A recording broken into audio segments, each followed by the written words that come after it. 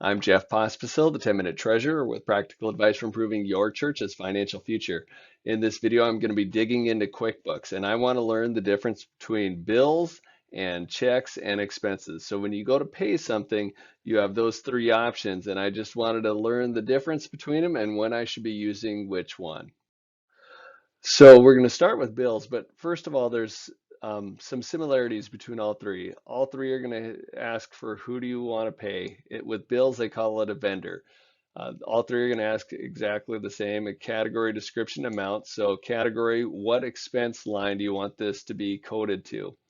All of them are going to allow for multiple lines. All of them are going to allow for a memo.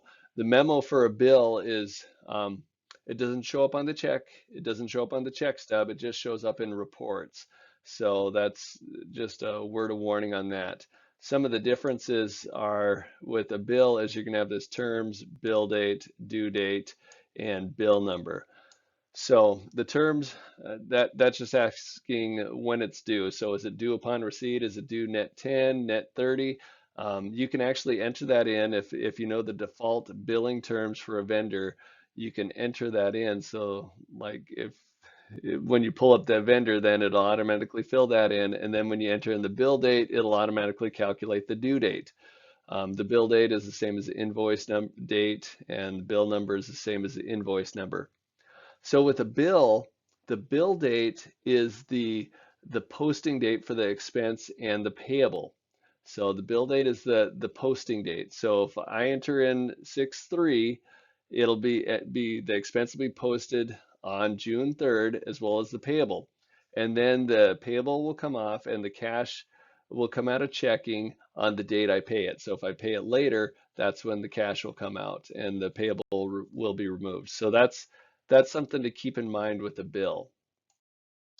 The next one is expense. And my understanding is that QuickBooks wanted us to use this to record our electronic payments. So whenever we weren't going to print a check, we could go ahead and use this to record an electronic payment. There's some pointless differences here too. Like a payee is really a vendor. I don't know why they don't just call it a vendor. The payment date is also the same as the bill date. It's also the posting date. So for your accrual accounting, this could cause an issue because there's no payables involved with an expense. It's the expense and then the credit to your checking. So that's just something to be aware of. Payment method, they'll allow you to choose EFT, credit card, but they also allow you to use check, which is interesting. So you could enter in check for your payment method, and then for your reference number, you could go ahead and enter in your check number, or you could enter in the invoice number, whatever works. And again, the memo is just going to show up on a report because you're not printing a check. So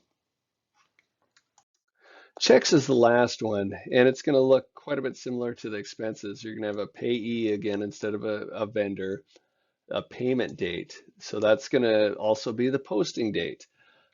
So again, for accrual accounting, that might not work well. You're going to be able to print checks later, or if you uncheck this, you could also enter in a check number. So if you hand wrote a check, you can enter in the check number. And one of the key differences is this memo here is actually what prints on the check memo. So that's kind of cool. It also prints on the check stub as well. So it prints on the memo as well as the stub. So that's kind of an important difference. So just to summarize it, bills, they're great for accrual accounting. So when you want your expense recorded on one date and your payment recorded on a different date, that works very well. It's good for entering now and paying later. So you can enter in all your bills and you can see them. They're sorted by due date, and you can print the ones that need to be paid right now, the ones that are due now. Word of caution is it's a little bit tricky to pay them electronically. Um, you can do, like if I initiate the electronic payment through QuickBooks, that's fine. But those ones where like the water company's automatically debiting my account, well, that is a little tricky to use bills to do that. You can do that, but I just don't like to do it that way. For expenses, again, there's no accruals. If you want to do an accrual, I think you got to do an extra journal entry. But it is good for electronic payments. It does make that pretty easy, and that is what I use for that for. For checks, again, no accruals. The expense and the payment are going to be recorded on the same day. If you handwrite your checks anyway, I think this is probably the way to go. And you're on a cash basis, this is probably the way to go. Also, I use it when I have to do a custom check. So when I want something different on the memo to go out, I use checks instead of bills. So.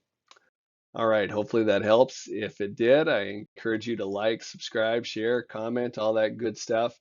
And again, you can always find more of our stuff at www.dakotasumc.org or dakotasumf.org for the foundation. So, all right, God bless you.